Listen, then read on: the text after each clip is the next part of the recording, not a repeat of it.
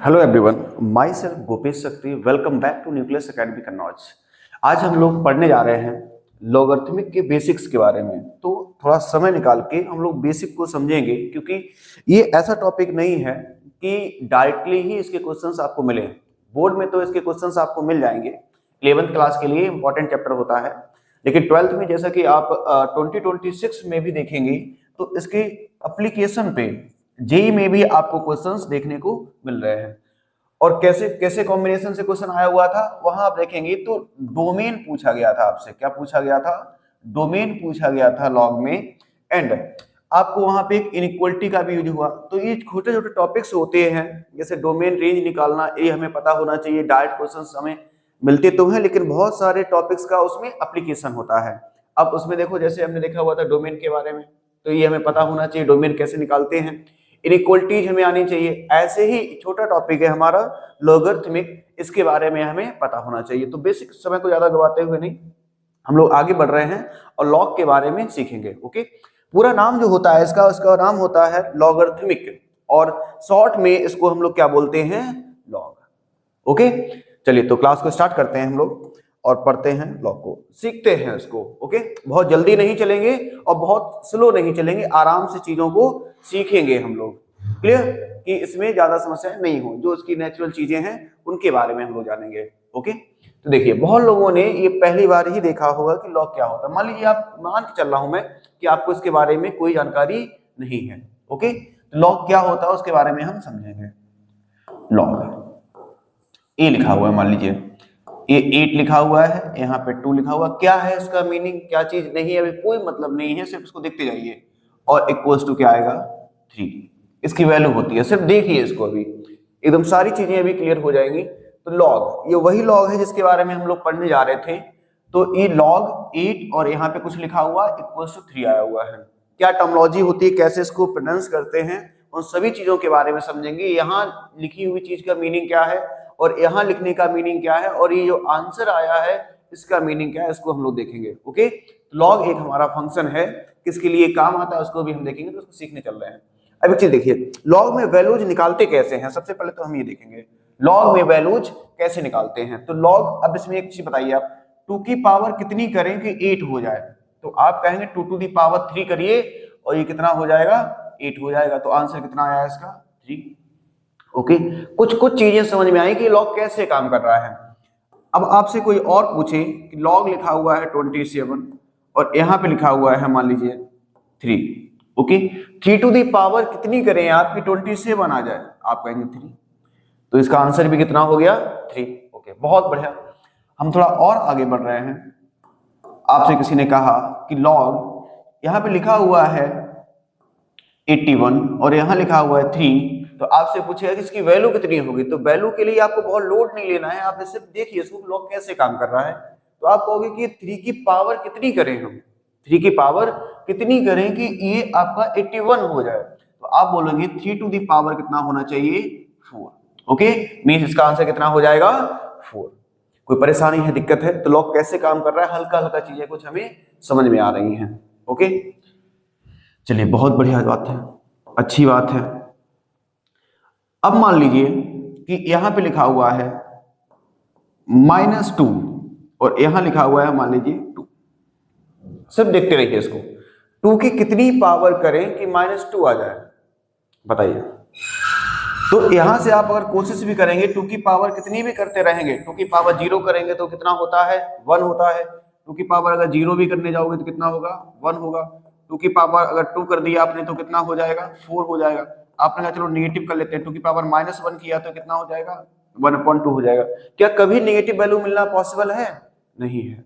Okay, तो चीज समझ में आई हमें कि लॉग जिस चीज का हम निकालते हैं, यहाँ पे जो लिखा हुआ वैल्यू होता है, कोई भी वैल्यू यहाँ पे लिखी हुई है वो आपकी नेगेटिव में नहीं हो सकती है। ओके, मींस इसका आंसर डिफाइंड है क्या? तो आप बोलेंगे इसका आंसर डिफाइंड नहीं है, नॉट डिफाइंड। क्लियर? तो ये आपका डिफाइन नहीं हुआ है। तो कुछ चीज समझ में आ रहा है कि लॉग, हर एक चीज की लॉग की वैल्यू आप नहीं निकाल सकते, कुछ कुछ कंडीशंस भी आएंगी। सिर्फ अभी हमें देखना है, दिमाग में कुछ चीजें डालनी है। हम ऐसा मान के चल रहे हैं कि आप इसको पहली बार देख रहे हैं। Okay, clear? अब बताइए, log 1 लिखा हुआ है और यहां लिख दिया मैंने कितना 2। तो 2 की कितनी पावर हम करें कि 1 आ जाए? आप कहेंगे 2 की कितनी पावर करें? आप कहेंगे 2 की पावर 0 कर दीजिए, क्योंकि किसी भी आप पावर 0 करते हैं तो वैल्यू उसकी कितनी होती है 1। तो अगर मान लीजिए इसकी पावर आप 0 करेंगे मींस इसका आंसर कितना आ रहा है 0। तो आपको ये चीज क्लियर हुई कि log 1 की वैल्यू कितनी हो रही है 0। फिर दिमाग में आया कि अगर मान लीजिए ये 2 था तो 2 की पावर 0 1 होता है, 3 की पावर 0 भी तो 1 होता है। मींस बेस में अगर ये 1 है और यहाँ पे बेस में मान लीजिए आप कि 3 लिखा हुआ है, कितना लिखा हुआ है 3, तो आप 3 की पावर 0 भी करेंगे तब भी आंसर कितना आएगा 0। या मान लीजिए log 1 लिखा हुआ है, यहाँ पे आपने कितना लिखा 5, तो इसकी वैल्यू भी कितनी आएगी 0।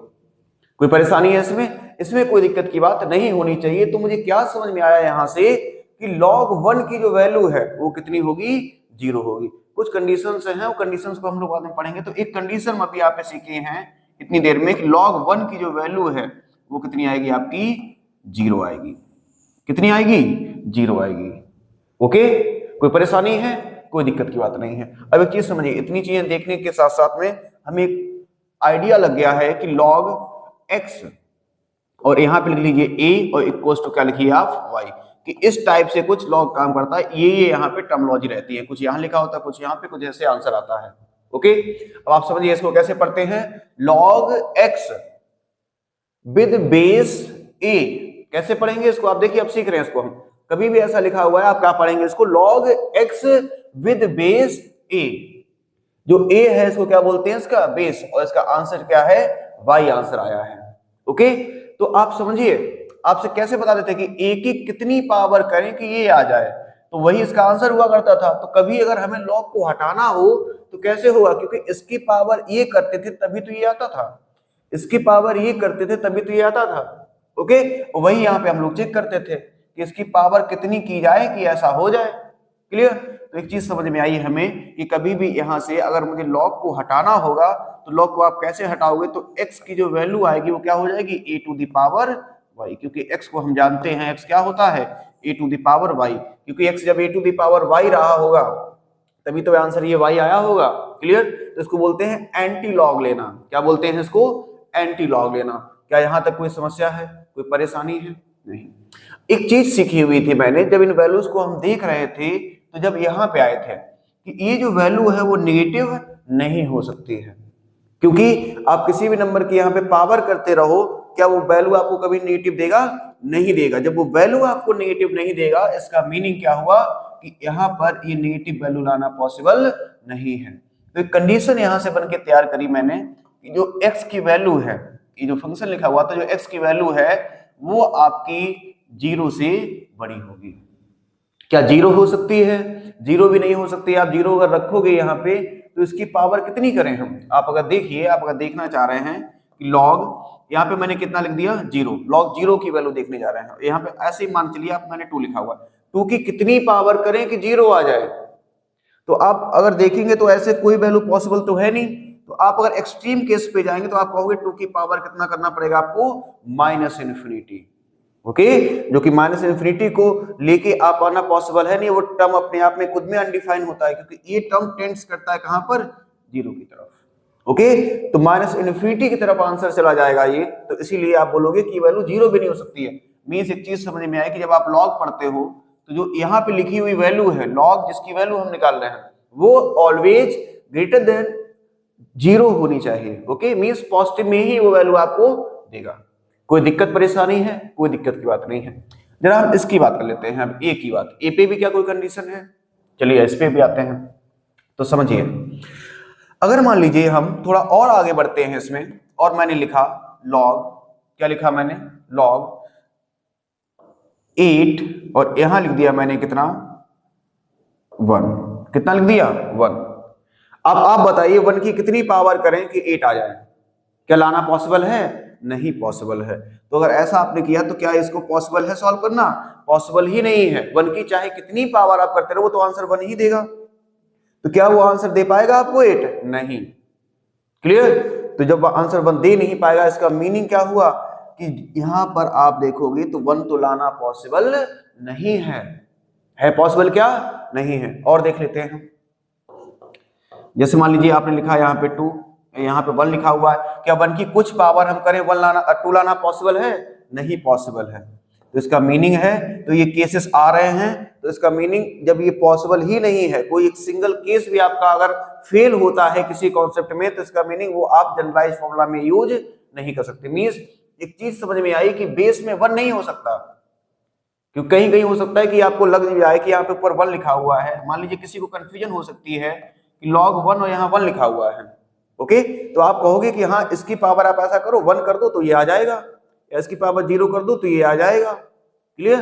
तो डिफाइन तो यहाँ पे भी नहीं हो रहा, क्योंकि 0 पे भी आंसर आ रहा है, 1 पे भी आ रहा है। लेकिन ऐसा नहीं कि एक केस में आ भी जा रहा है आंसर तो आप उसको रूल बना लोगे कि नहीं आ सकता, नहीं आ सकता है, क्योंकि जब फॉर्मूला बना रहे हो तो वो हर एक चीज के लिए वैलिड होना चाहिए। तो क्या वो यहाँ वैलिड हो रहा है? नहीं हो रहा है। और भी नंबर्स देखोगे क्या वैलिड होंगे?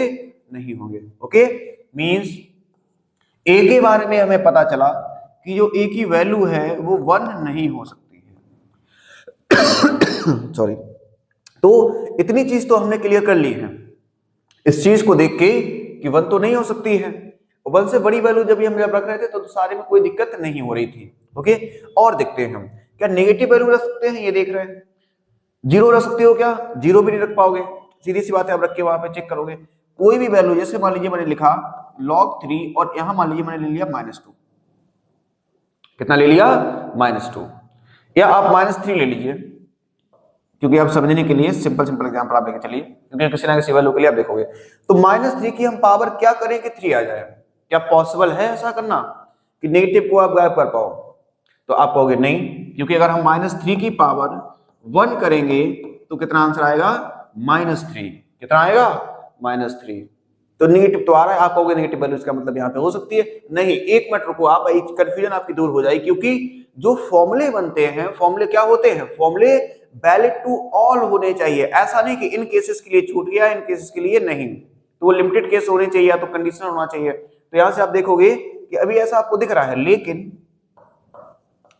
जैसे इसी में ही आप और आओगे तो ये तो पॉसिबल नहीं हुआ कि आप इसको ला ही नहीं सकते, तो नेगेटिव को यहां रखना आपका वैलिड नहीं हुआ। अगर मान लीजिए आपने कहा अच्छा आप ऐसा करो 9 लिखो, यहां लिखो -3, आप कहोगे ये तो आ जाएगा। ये कैसे आ जाएगा? आप कहोगे कि -3 की पावर हम 2 कर दें तो ये कितना होता है? 9 होता है। कितना होता है? ये 9 होता है। तो अगर ये 9 होता है तो आप कहोगे हाँ ये तो हो गया, आंसर आपका होना चाहिए 2। लेकिन आप देखिए ना कि अगर फिर आप देखिए एक एग्जांपल और लिखिए, थोड़ा बढ़िया से समझिए। ये 27 लिखा हुआ है और यहाँ लिखा कितना आपने? -3। तो यहाँ पे अगर आप देखोगे -3 की पावर 3 करने जाओगे, पावर ऑड है तो ये कितना आ जाएगा? -27। तो यहाँ पे फिर ये इनवैलिड हो गया। तो कहीं कहीं वैलिड हो रहा है यहाँ पे माइनस, और कहीं कहीं इनवैलिड हो रहा है।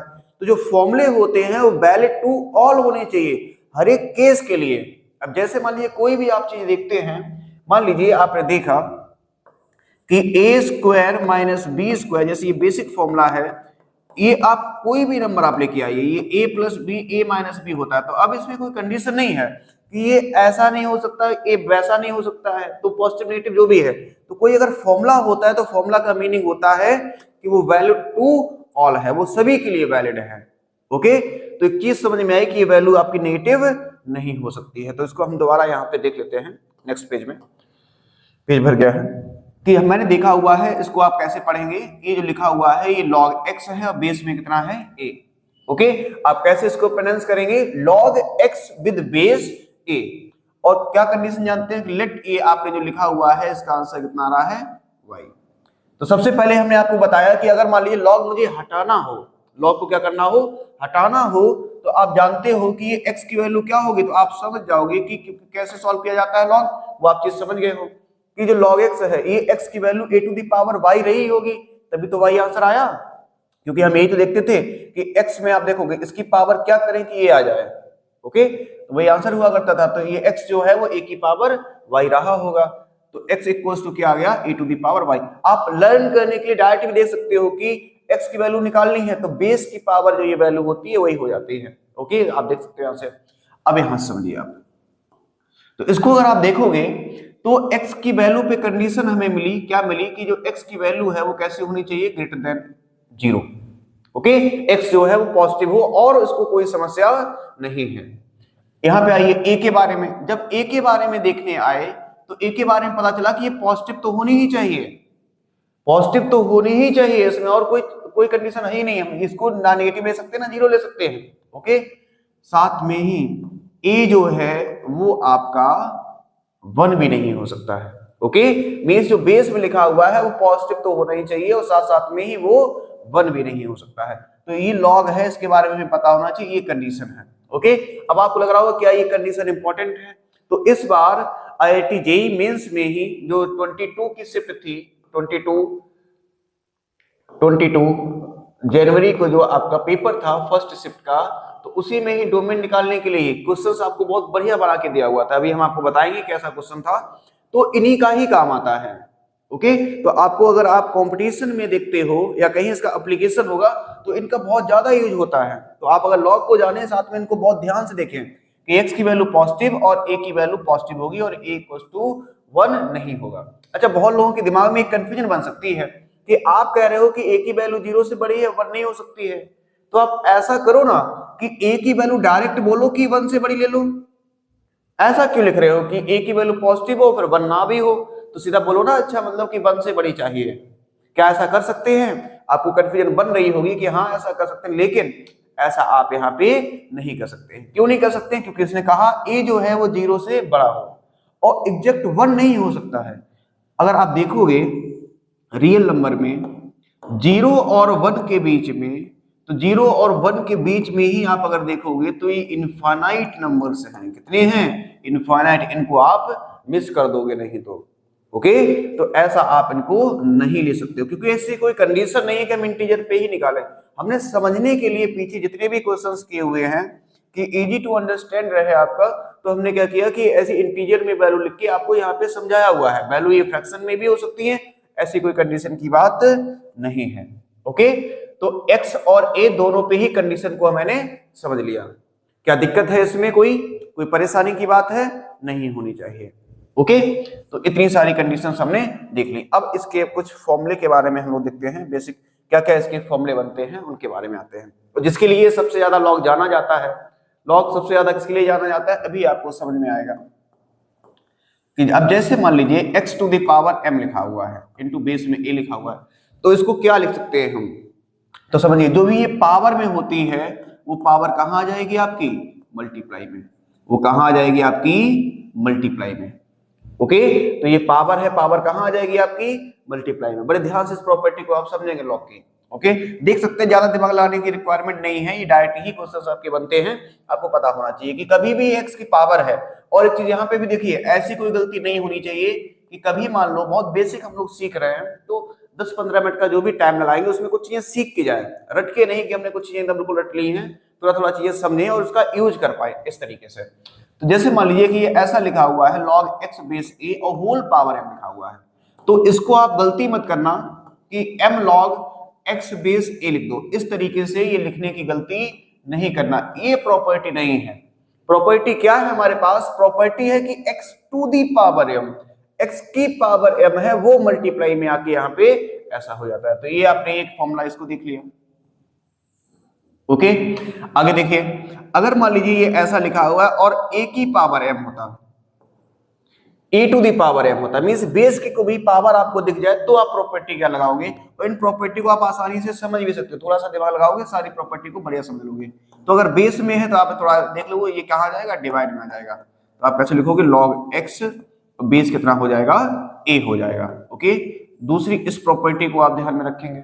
और क्या भी पीछे चीजें सीखी हुई है हमने, पीछे हमने कुछ चीजें ऐसी सीखी हुई है कि log 1 बेस a है, तो log 1 की जो वैल्यू है वो हमेशा कितनी होती है?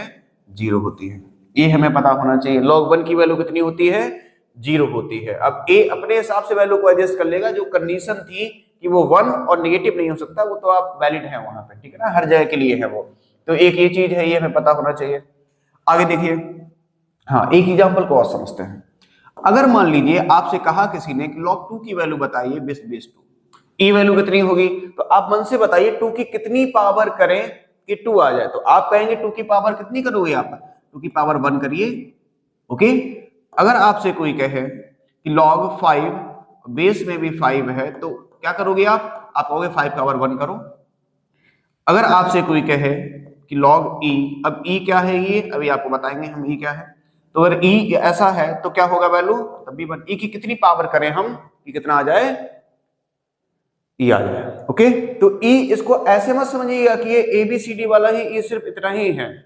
ओके, ये आपका एक्सपोनेंशियल कोएफिशिएंट है, इसके बारे में अभी हम चर्चा करेंगे। जो ई है वो क्या है आपका, एक्सपोनेंशियल कोएफिशिएंट, एक्सपोनेंशियल कोएफिशिएंट है ये। ओके, और नेपियर्स कांस्टेंट भी बोलते हैं, इसकी वैल्यू होती है 2.71 अप्रॉक्स वैल्यू, ठीक है ना। इरेशनल नंबर है एक, ई जो है कैसा है, एक इरेशनल नंबर है, इसके बारे में हम लोग बात करेंगे। इरेशनल नंबर है, ओके, नेपियर कांस्टेंट भी बोलते हैं इसको।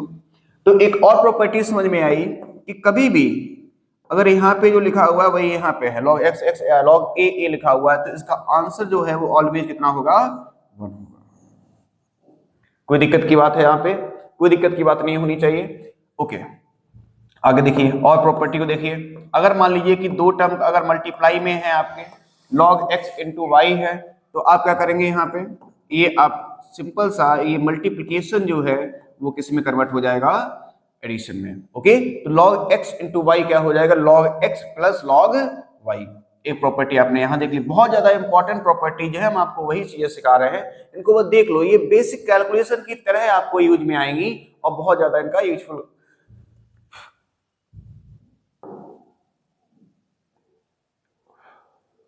ओके, नेक्स्ट हम देखते हैं, अगर मान लीजिए लिखा हुआ है कि log x upon y, upon में है तो क्या होगा, सिमिलरली आप दिमाग लगा सकते हो यहां से कि अगर डिवाइड में है तो क्या हो जाएगा, ये माइनस हो जाएगा। जैसे मल्टीप्लिकेशन में अगर आपका प्लस हुआ है तो अगर आपका डिवाइड में है तो ये ऐसे कर सकते हैं। ओके, तो इस तरीके से आपको अगर मिला तो इस प्रॉपर्टी को भी आप यूज कर सकते हैं। अब जरूरी नहीं कि दो के लिए ही, अगर यहाँ पे मल्टीपल टर्म्स मल्टीप्लाई में लिखे हुए हैं या डिवाइड में लिखे हुए हैं, दोनों का कॉम्बिनेशन लिखा हुआ है, तो आप क्या कर सकते हो, ऐसे ऐसे करके उनको सेपरेट कर सकते हो। इसीलिए बहुत ज्यादा ये यूजफुल होता है कि कभी मान लो किसी की पावर बहुत ज्यादा लिखी हुई है, तो उस पावर को हमें क्या करना है, सेपरेट करना है। जैसे ये पावर को मल्टीप्लाई में लेके आना है, या बहुत सारे टर्म्स लिखे हुए हैं, उन टर्म्स को अगर मल्टीप्लाई में है, हमें दिक्कत हो रही है सॉल्व करने में, हम क्या करते हैं, उनको एडिशन में कन्वर्ट कर लेते हैं।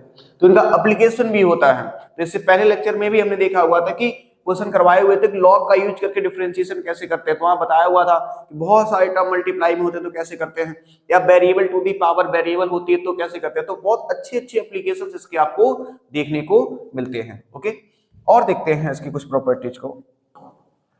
अब ये देखिए, जैसे मान लीजिए ऐसा लिखा हुआ है, अब आप दिमाग लगाने की कोशिश करिएगा, और यहाँ मान लीजिए लिखा हुआ है p इंटू क्यू, ये लिखा हुआ है, तो इसको कैसे लिखेंगे, तो कोई ज्यादा दिक्कत की बात नहीं है, इसको आप समझ सकते हैं अच्छे से कि जो मल्टीप्लाई में है वो सब किस में आ जाएंगे, प्लस में। तो log x log y, और ये क्या हो जाएगा, log z, और जितने भी ये डिवाइड में थे वो सब कहाँ आ जाएंगे, आपके माइनस में। कोई दिक्कत की बात है, कोई परेशानी की बात है, कोई दिक्कत की बात नहीं। इस तरीके से आप इसको सॉल्व कर सकते हो। तो एक साथ में कॉम्बिनेशन भी आ जाएगा, तब भी इसको आप बना लोगे, इसमें परेशानी नहीं होगी। एक इंपॉर्टेंट फॉर्मूला और है, इसको आप देखिए कि log x बेस में a है, तो इसको आप लिख सकते हो क्या, log x upon log a। ये इंपॉर्टेंट चीज है, इसको भी आप देखिएगा कि बेस को आप अलग अलग कर सकते हो। अब आपके दिमाग में आ रहा होगा कि इनका बेस हमने ऐसे कर दिया, तो इनका बेस क्या हुआ, तो इनका कॉमन बेस है, आप जो चाहो कि सेम होना चाहिए वो रख सकते हो। ओके, तो कोई भी बेस माने में क्या ले लिया, b। ओके, या इन जनरल जो बेस लिया जाता है वो कौन सा लिया जाता है, e लिया जाता है, e, जिसको आपने बोला था exponential constant. Okay, exponential coefficient.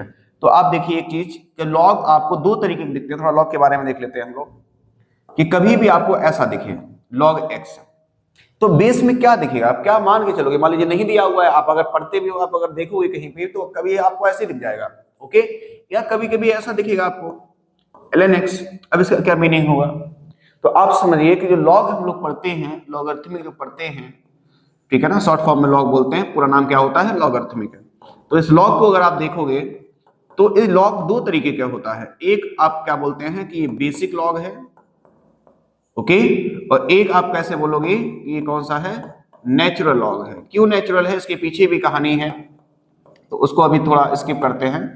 Okay, तो बेसिक लॉग और नेचुरल लॉग दो तरीके का लॉग होता है। ये कैसे डिफाइन होता है कि कौन बेसिक है कौन सा नेचुरल है, तो समझिए बेसिक लॉग में क्या होता है कि आपका जो बेस है, जो बेस है ए, जो बेस है वो कोई भी वैल्यू हो सकती है।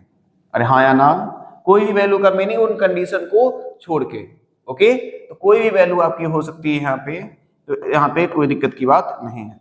लेकिन नेचुरल नंबर में अगर आप देखोगे तो यहाँ पे जो बेस होता है वो कितना होना चाहिए, ई होना चाहिए। कितना होना चाहिए, ई। तो ई अगर लिखा हुआ है तो इसको क्या बोलते हैं, नेचुरल लॉग। और ई के अलावा कुछ भी बेस लिखा हुआ है 2, 3, 5 जैसे जितने भी एग्जांपल्स हमने किए हुए हैं वो सारे कैसे लॉग थे, आपके बेसिक लॉग थे। ओके, तो इसमें भी बड़ी कंफ्यूजन बनती है बच्चों को कि हम क्या करें जब लॉग नहीं कुछ दिया हुआ है, तो ये वाला माने या ये माने। तो जब आप किसी क्लास में पढ़ते हैं ये बड़ी कंफ्यूजन रहती भी है। जैसे 11th क्लास में आप बोर्ड में पढ़ोगे तो वहां पे आपके नेचुरल लॉग को ही लेके चलते हैं सिलेबस में। आपको कहीं पे भी यहाँ पे बेस में कुछ नहीं लिखा हुआ मिलेगा, नहीं लिखा हुआ मिलेगा तो वहां पे आप क्या मानोगे, आप ई मानोगे। अब जैसे मैं बीटेक में गया हुआ था, आगे पढ़ रहा था, प्रिपरेशन कर रहा था, तो वहां पे क्लियर मेंशन होता है कि आपका बेसिक लॉग है, यहाँ पे क्या लेके चलना है। ऐसे लिखा हुआ तो बेस में 10 लेके चलना है या फिर ई लेके चलना है। ओके, ध्यान समझना है हमें। तो नेचुरल लॉग हमने क्या किया, बेस में कितना है, ई। तो अगर ये नेचुरल थोड़ा स्पेशल है तो इसीलिए इसका एक स्पेशल नाम हमने क्या किया, ln, और क्या लिखते हैं इसको, ln(x). जैसे ये अगर log x है तो इसको कैसे लिखेंगे, ln(x).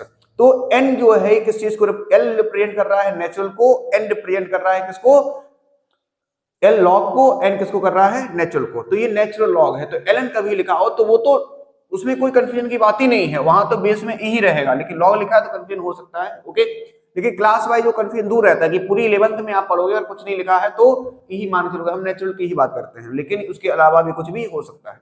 ओके, तो इस चीज को आप समझिए कि बेसिक लॉग क्या होता है और नेचुरल लॉग क्या होता है। तो बेसिक लॉग तो आपका log x बेस a कुछ ही वैल्यू हो सकती है, और नेचुरल लॉग का meaning log x base e, Napier's constant. Okay, कोई दिक्कत परेशानी आपकी यहाँ पे नहीं होनी चाहिए। तो इतना हम समझ गए, ये प्रॉपर्टीज को हमने देख लिया। ओके, थोड़ा सा और इसके डोमेन और रेंज के बारे में बात कर लेते हैं कि log x लिखा हुआ है और बेस में कितना है, a, बेस में a है। तो यहाँ पे आप समझिए जो, और y इक्वल्स टू इस log को मैंने लेट कर लिया। तो आप समझिए जो डोमेन होती है, डोमेन का मीनिंग क्या होता है, डोमेन का मीनिंग आप पढ़ते हुए आ रहे हैं, 11th में पहला ही चैप्टर है आपका, तो वो भी आपको पता होना चाहिए कि x की वो वैल्यूज, इंडिपेंडेंट वेरिएबल जो होता है, x की वो वैल्यूज जिसके लिए फंक्शन कैसा होता है, डिफाइंड। x की वो वैल्यू जिसके लिए फंक्शन कैसा हो, डिफाइंड, उसको हम क्या बोलते हैं, domain of the function. Means function जो है वो इतनी डोमेन में काम करेगा। कहता है ना कि आपकी डोमेन क्या है, मींस ये फंक्शन जो है वो सही से काम यहां से यहां तक ही कर सकता है। मींस x की ये वैल्यू आप रख सकते हो, उसके लिए फंक्शन सही काम करेगा, उसके बाद आपकी कोई गारंटी नहीं है। ओके, तो ये चीज होती है डोमेन की। मींस x की वैल्यू, और x की कौन सी वैल्यू, ऐसी थोड़ी है उसकी सारी वैल्यू ले लो। इन मैक्सिमम केस में होता है कि वो आपका ऑल रियल नंबर डोमेन मिल जाती है, क्योंकि फंक्शन को कोई दिक्कत नहीं होती। लेकिन आप समझोगे, ओके, 2-3 जगह ही होती है और यहां से ही क्वेश्चंस बनते हैं। 2-3 क्राइटेरिया, कुछ स्पेशल फंक्शन हो जैसे लॉग है, या फिर कुछ कंडीशन, अभी हम आपको वो भी बता देंगे 1 मिनट का टाइम लेके। तो डोमेन को अगर हम देख ही रहे हैं तो log x है तो x की किस वैल्यू के लिए फंक्शन डिफाइंड है। अब हम पढ़ के आए हैं कि x की वैल्यू नेगेटिव नहीं होनी चाहिए, तो बस यही डोमेन हो गई। डोमेन का सिंपल सा मीनिंग है x की कौन सी वैल्यू के लिए फंक्शन सही सही काम करता रहे। तो डोमेन क्या होगी, तो डोमेन आप बताओगे x ग्रेटर देन 0। इसको और कैसे लिख सकते हो, आप लिख सकते हो x belongs to 0 to infinity. Okay, तो x की value 0 to infinity, means 0 to infinity ही ये लॉग काम कर पाएगा और नेगेटिव 0 के लिए काम नहीं करेगा। रेंज की बात करते हैं। अब रेंज क्या होता है, रेंज को देख लेते हैं। रेंज क्या होती है, रेंज का मीनिंग होता है कि वो जो फंक्शन है डोमेन में जब हमने उसकी वैल्यू रखी होंगी x की, उसके बाद जो y की वैल्यूज आई होंगी, मींस फंक्शन ने जो अपने आंसर्स दिए होंगे। अब जैसे हमने यहाँ पे देखा हुआ था कि log 8 बेस 2 की आंसर कितना आया था, 3। ओके, ऐसे और भी बहुत सारी वैल्यूज हो सकती हैं इसमें, अभी नेटिव में हमने देखा नहीं, लेकिन नेटिव में भी आंसर आते हैं इसके। ओके, आप अगर उसको फ्रैक्शन में लेके चलोगे तो उनको भी आप समझ सकते हो। तो जो वैल्यूज आती हैं फंक्शन में x की वैल्यू रखने के बाद, जो फंक्शन वैल्यूज आपको दे रहा है, उन सभी के कलेक्शन को ही हम क्या बोलते हैं, उस फंक्शन की रेंज। मींस वो फंक्शन आपको आंसर कहां से कहां दे सकता है, क्लियर है? डोमेन का मीनिंग है एक्स की वैल्यू आप क्या ले सकते हो, और रेंज का मीनिंग है कि वो फंक्शन आपको आंसर कहां से कहां दे सकता है, वही आपकी क्या हो जाएगी, उस फंक्शन की रेंज। तो रेंज का मीनिंग होता है किससे, y से, क्योंकि y हमने फंक्शन की वैल्यू को माना हुआ है। तो y की वैल्यू क्या हो सकती है, तो यहां से आप देखोगे कोई कंडीशन नहीं है, y की आपको सारी वैल्यू मिल सकती है। तो जो उसकी रेंज होती है वो क्या होती है, ऑल रियल नंबर। ओके, क्या होती है, ऑल रियल नंबर। या इसको दूसरे तरीके से आप कैसे ले सकते हैं कि minus infinity two plus infinity, तो माइनस इन्फिनिटी से प्लस इन्फिनिटी आप जो चाहो वो वैल्यू को रख सकते हैं। ओके, कोई परेशानी है, कोई दिक्कत की बात है नहीं। अच्छा देखो, डोमेन के लिए हम आपको बता रहे हैं, डोमेन के अच्छे क्वेश्चंस आते हैं आपको बनाने के लिए, आप थोड़ा सा यहाँ पे समझ सकते हैं। देखिए डोमेन के लिए जैसे लॉग है तो स्पेशल फंक्शन है, तो हमें देखना पड़ेगा एक डोमेन, नहीं तो नॉर्मल कंडीशन होती है।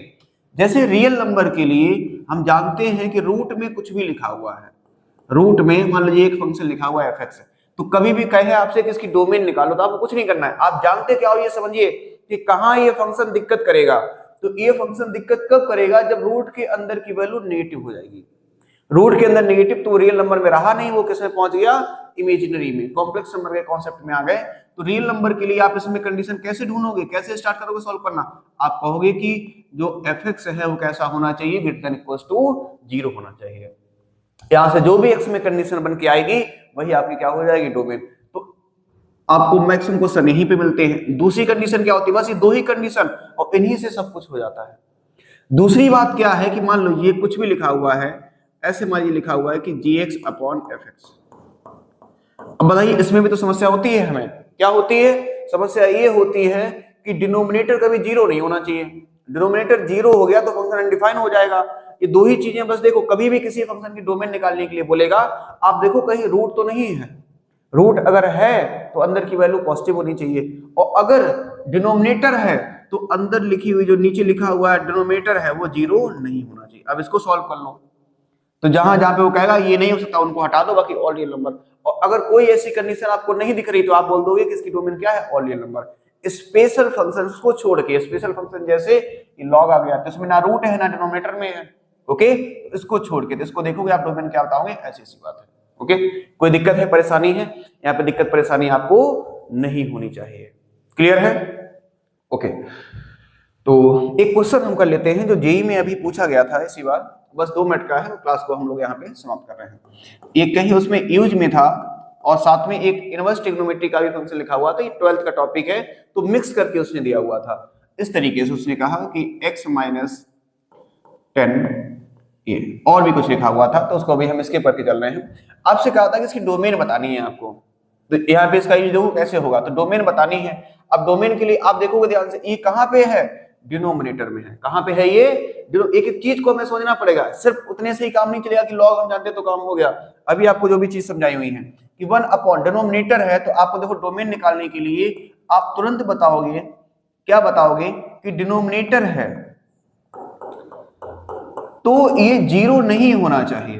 तो आप बताओ तो ये 0 होता कब है, तो आप बताओगे अच्छा log 1 की वैल्यू 0 होती है, इसका मीनिंग ये x माइनस 10 जो है वो कितना नहीं होना चाहिए, वो 1 नहीं होना चाहिए।